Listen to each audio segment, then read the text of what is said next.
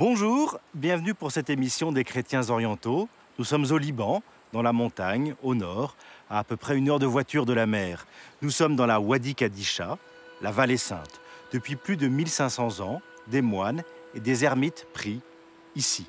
Cette vallée a été classée il y a quelques années patrimoine mondial de l'UNESCO. Elle est toujours l'âme et le cœur de l'église maronite.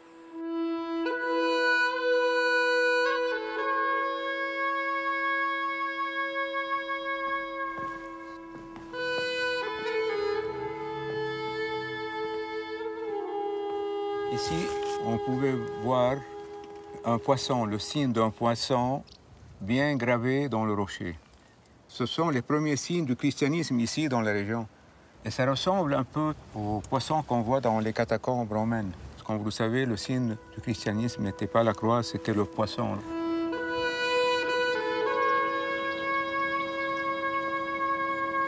Nous sommes au cœur du Liban chrétien. Nous sommes au cœur du Liban chrétien. Voilà, on peut déjà voir l'éperon rocheux qui divise les deux vallées.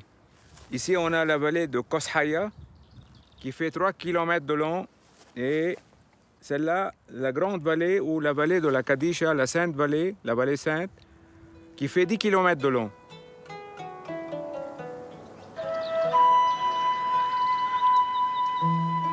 En haut des vallées, il y a les villages qui sont encore aujourd'hui habités. Tous ces villages sont maronites. Et puis dans cette vallée, il y a l'âme de la chrétienté orientale.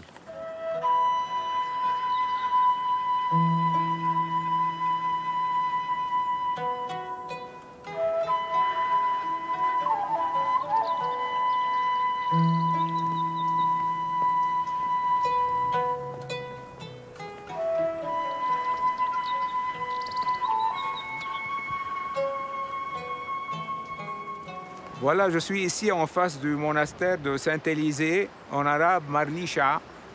Il y a beaucoup de monastères dans la vallée, et tout autour de ces monastères, et dans chaque monastère, il y avait des ermitages.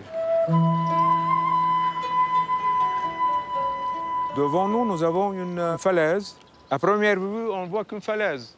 Mais si on regarde bien, toute cette petite cavité, ces petits trous, ces fissures, ces grottes, tout ça ont été habités durant une période de l'histoire de cette vallée.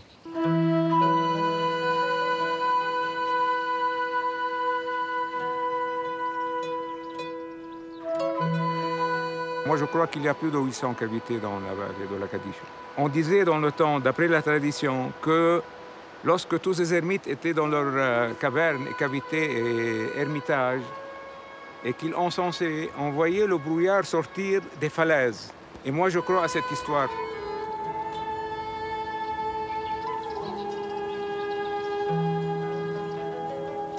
Jusqu'à présent, ça fait 35 ans que j'explore les trous de la vallée.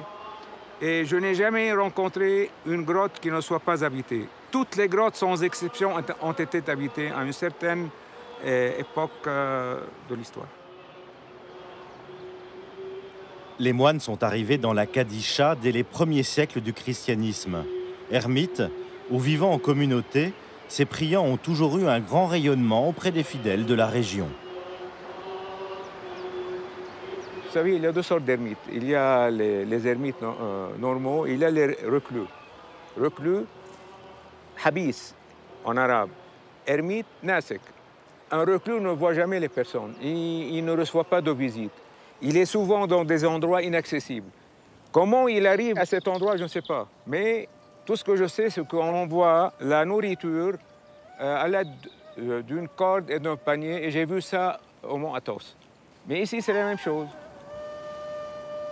Ce sont des reclus ici. Ce ne sont pas des ermites. Ce sont des reclus qui vivent dans ces trous. Je donne un exemple, l'ermitage de Saint-Georges. En plein milieu de la falaise, c'est une fissure horizontale. Le toit est si bas. L'ermite a fait construire un muret pour se protéger du vent et pour qu'il ne tombe pas. Et il devait se déplacer tout le temps à 4 pattes. il avait un certain espace en longueur seulement. Il ne pouvait pas se tenir debout. On a découvert des restes d'ossements humains et de poteries, de céramique colorée.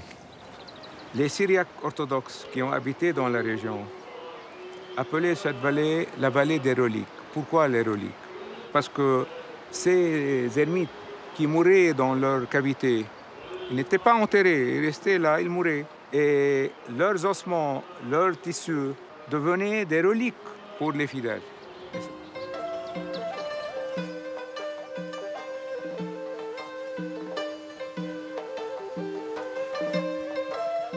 Ça, c'est l'ermitage de Saint-Antoine, Mar Antonius. C'est un ermitage dans une grotte naturelle.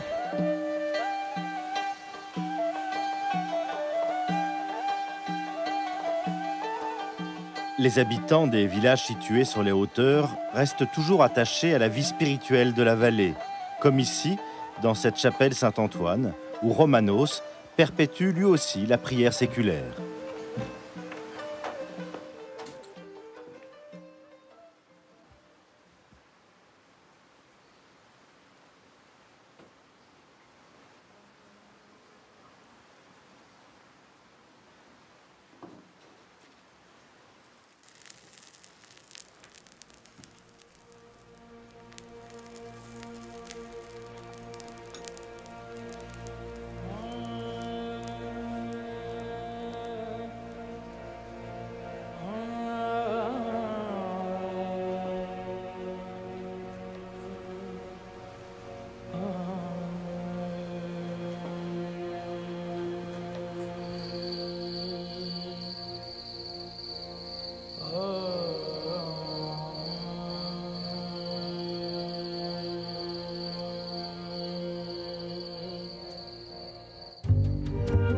Fadi Baroudi anime depuis 35 ans le groupe d'études et de recherche souterraines du Liban.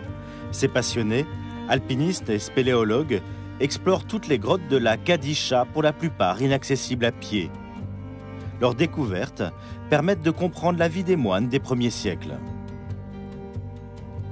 L'ermite vivait à l'état animal, excusez-moi le terme. Et ça, c'était fantastique pour eux. C'était comme une caverne pour les bêtes. Ils vivaient comme ça, à l'état naturel.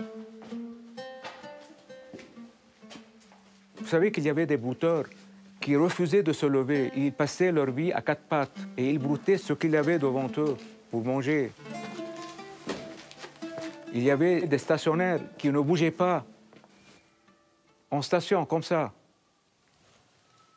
On n'a aucune idée, on ne peut pas s'imaginer comment vivaient les ermites. Est-ce que c'était important pour eux? Oui, pour se dégrader de plus en plus. Et ils n'avaient pas le droit de se suicider. Donc, ils voulaient dégrader, en finir avec son corps. Son corps, pour lui, c'était la pourriture sur Terre. Si le corps se dégradait, oui, qu'est-ce que devenait l'âme? Mais l'âme, elle s'élevait vers le ciel. Tant que le corps se dégradait, tant que l'âme s'élevait vers le ciel. Avec les prières, avec ses prières. C'était une sorte d'égoïsme quand même. Et pour Dieu? Pour Dieu, mais pour lui aussi, pour sauver son âme. Moi, un type qui est né au XXe siècle et qui va mourir au XXIe siècle, qui a volé dans la Concorde, qui a son computer, son électricité, c'est... Je ne peux pas comprendre ça.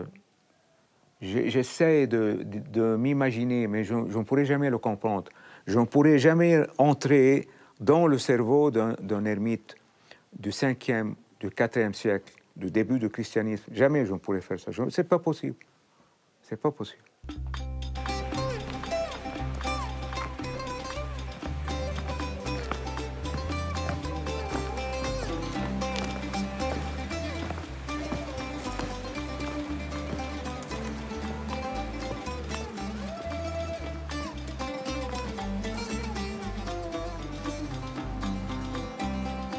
Parmi les cavités de la Kadisha, accessibles à pied, celle du monastère de la Croix est l'une des plus exceptionnelles.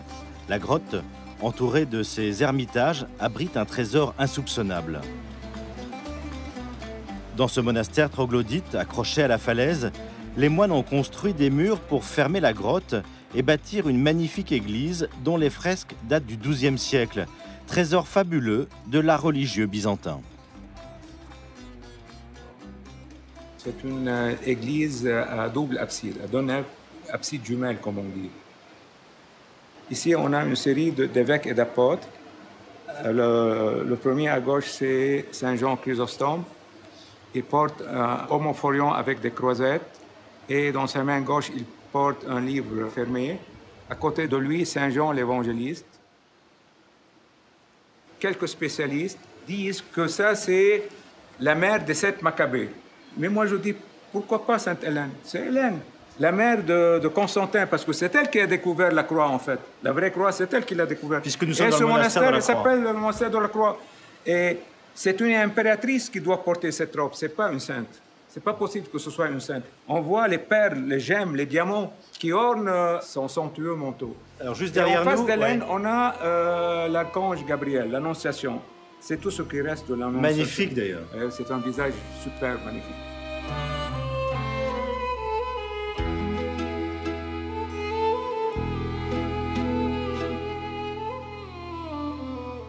Je vais faire un peu de polémique. On D'accord. parle de la Kadisha comme la vallée sainte maronite. Et là, on voit vraiment des fresques byzantines. Oui, et quoi?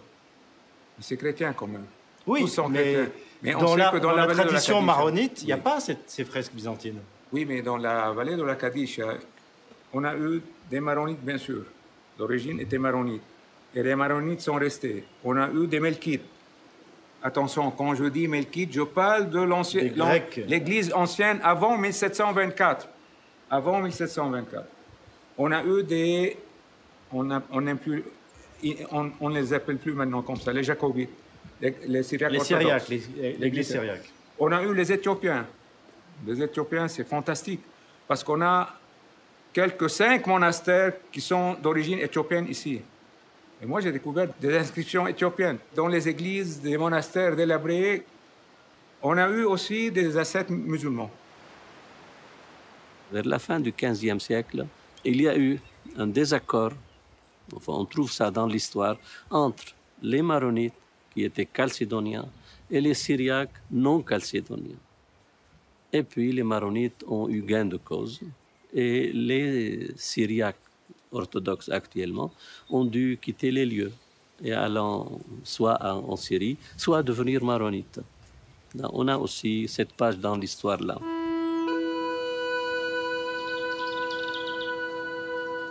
À quelques kilomètres du monastère de la Croix, toujours dans la même vallée, le remarquable monastère Notre-Dame de Kanoubine est l'un des plus anciens du Liban. Il est très important dans l'histoire de l'église maronite. L'âge d'or de l'église maronite commence à partir du XVIe siècle, de la fin du XVIe siècle. Ça, c'est l'âge d'or.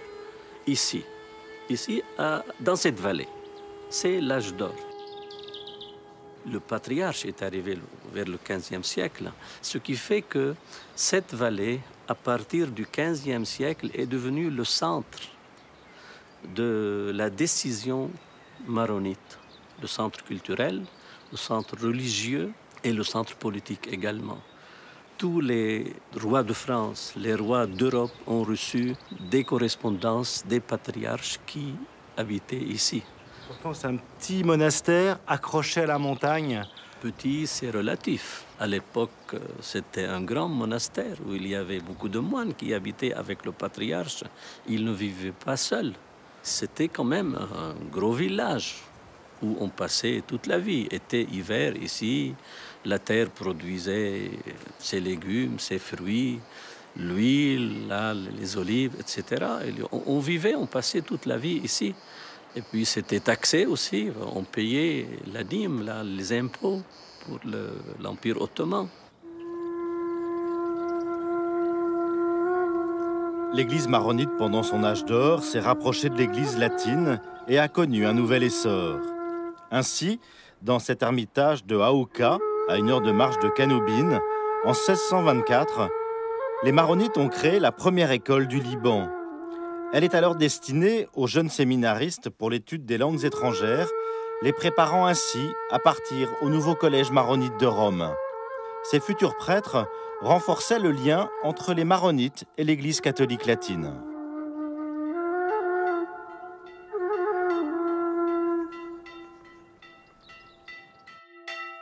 À Kanoubine, il est midi.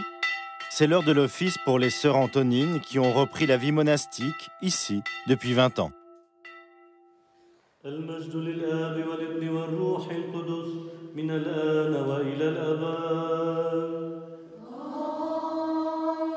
Avant l'arrivée des Maronites, certainement, la vie religieuse existait. Mais avec l'avènement du patriarche Douay en 1695, il y a eu une nouvelle refonte de cette vie monastique, à la manière, disons, latine. Parce qu'avant, chaque couvent, chaque monastère, chaque couvent était indépendant.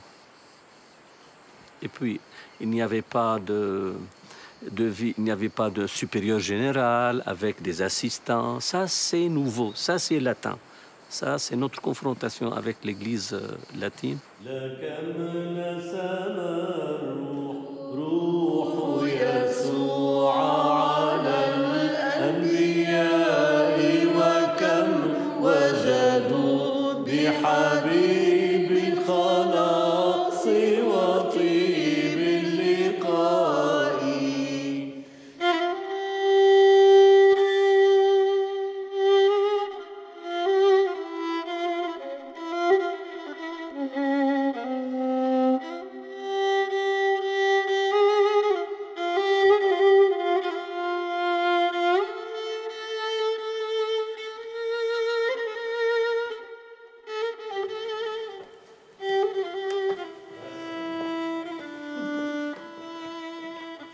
Quand j'explique aux pèlerins l'histoire du couvent et l'histoire de ceux qui ont vécu ici, je sens dans l'arrière-pensée de moi-même et surtout quand je prie, je sens la présence des moines et surtout des patriarches qui ont vécu ici et qui ont subi la persécution pour maintenir la vie de l'Église et la vie de la foi. En vivant avec le rythme de la nature, moi-même, je sens la présence de Dieu et la présence à chaque minute, à chaque seconde. Il est là avec cette nature qui lui glorifie et qui lui rend grâce. Alors, l'hiver ici, comment ça se passe à Kanoubine? C'est une expérience extraordinaire, surtout quand il y a de la neige. Je sens que Dieu est là, Dieu est présent, surtout dans cette masse du blanc qui entoure toute la vallée, toute la vue. C'est un sentiment extraordinaire. Je vis le ciel sur la terre pendant la neige. Il faut venir ici, au bout du monde, au bout du Liban, pour trouver Dieu? Il n'est pas à Beyrouth? Non. Peut-être. Mais là-bas, tu dois faire beaucoup d'efforts pour le chercher et le trouver. Mais ici, il vient tout seul. Il n'y a pas d'effort. Tu vis ça avec un calme, avec de la paix, avec...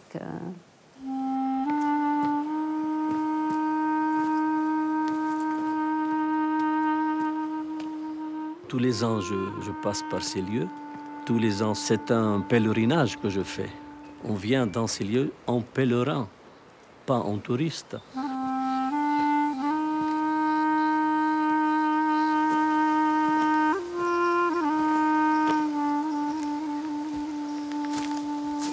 Quand je vais prier sur les tombeaux des patriarches, ma prière a un sens communautaire, c'est-à-dire un remerciement de ce qu'ils ont fait et de ce qu'ils ont été.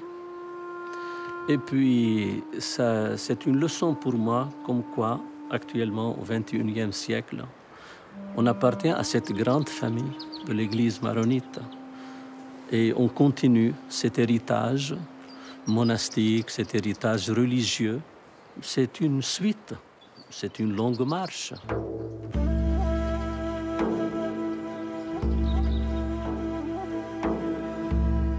Dans l'autre vallée, Le monastère Saint-Antoine de Kozaya est le plus grand de la Kadisha. Il a été fondé au 5e siècle. Aujourd'hui, les moines accueillent les pèlerins et quelques pères vivent dans la solitude des ermitages en lien avec la communauté. Ce monastère est toujours vivant avec une communauté de moines. Nous sommes environ 12, vivant la même vie dans notre tradition maronite. Saint Antoine le Grand d'Égypte a vécu au IIIe siècle et les relations entre Saint Antoine et ce monastère reposent sur deux traditions. La première dit que Saint Antoine lui-même est venu dans cette vallée pour visiter les ermites, et la seconde tradition dit que l'un de ses disciples est venu dans cette vallée et que Saint Antoine l'a appelé dans un rêve et lui a dit « Je voudrais construire une église à mon nom dans cette vallée ».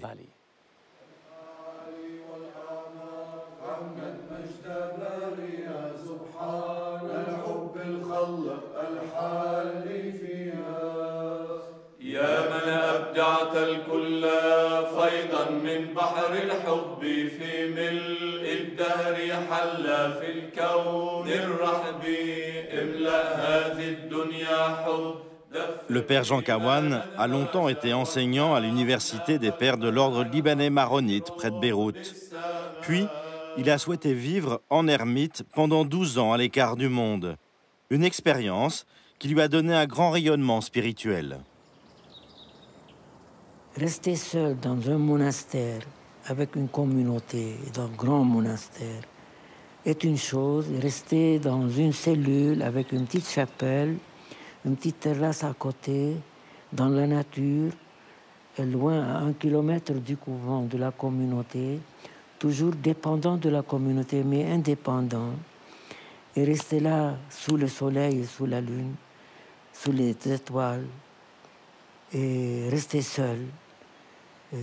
On ne peut pas le vivre en imagination. Il faut aller dans la nature pour faire ça. Moi, j'avais toujours ce désir, mais je n'ai pu vraiment saisir le sens de nos ancêtres, les ermites, que quand j'étais là tout seul, tout le monde m'a accompagné, mes frères m'ont accompagné jusqu'à l'ermitage, et puis à Dieu. Et j'ai fermé, j'étais tout seul, pour la première fois de ma vie, et ça m'a tellement ébranlé. Je n'ai pas dormi cette nuit-là, parce que j'ai pensé à Saint Antoine le Grand, comment il était combattu par des mauvais esprits. J'ai dit, est-ce qu'il y aura quelque chose de semblable? J'ai passé toute la nuit à chanter, à prier. Et le matin, je n'ai rien eu. Aucun mauvais esprit. Au contraire, c'était très beau, très, très candide, très pur. Et c'était vraiment très profond. Et c'était une expérience qui a duré 12 ans.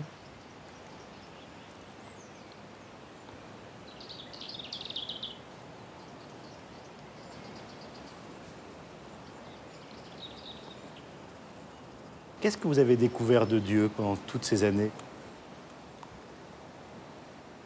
C'est surtout le Christ, homme, que j'aime. J'aime Jésus, l'homme. Cet homme qui a toutes les qualités humaines, qui était près de tout homme, et de tous, les petits, les grands, les malades et les non-malades, les grands, les pharisiens et les prêtres, et puis le peuple. L'humanité de Jésus m'a tellement été saisie. Et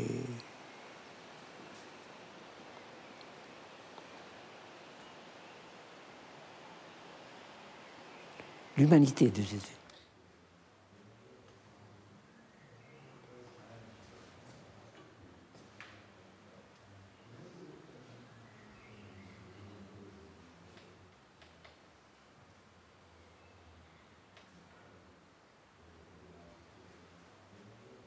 Quand je suis à l'église, à la chapelle, devant le Saint-Sacrement, en silence, Alors je lui dis, je me rappelle toujours sa vie, je prie à 5 intentions. Je suis uni à tous mes frères et mes sœurs. Je prie pour tous les prêtres et les évêques. Je prie pour tous les pères et les mamans. Je prie pour les petits et les grands, donc la jeunesse. Je prie pour les malades et pour ceux qui n'ont pas encore connu Jésus-Christ pour le connaître, pour les non-chrétiens. Alors ces 5 intentions, je les prie tous les jours, 10 000 fois je dis merci, merci, merci, merci, merci. J'ai découvert que l'acte de remerciement est le plus beau acte de prière et de foi et d'espérance et d'amour.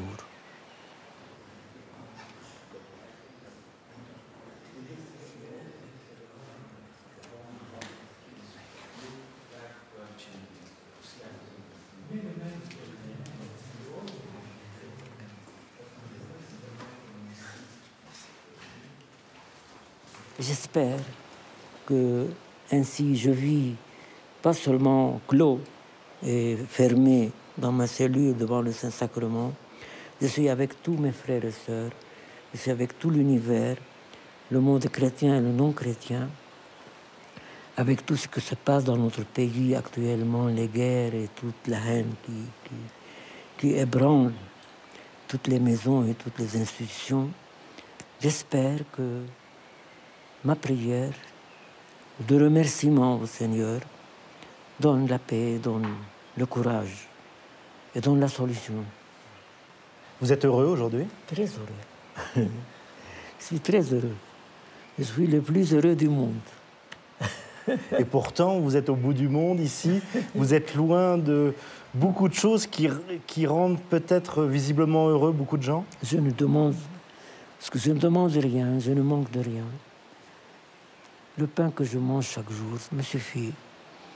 Et la prière que je fais me suffit. Je suis en état de remerciement.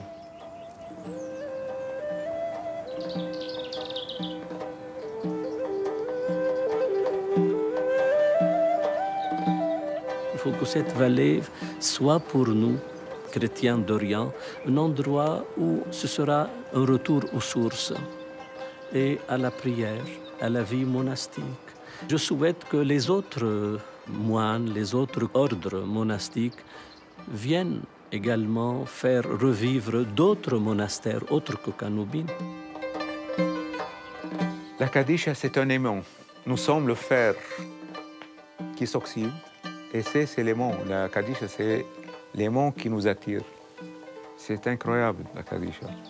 Pour ceux qui veulent prier, pour ceux qui cherchent l'aventure, l'escalade, la spéléologie, pour ceux qui cherchent l'art, pour ceux qui cherchent le silence. C'est ça la Kadisha. La spiritualité. Peut-être dans un certain endroit, à certains moments, dans certaines grottes, on pourra retrouver le christianisme primitif.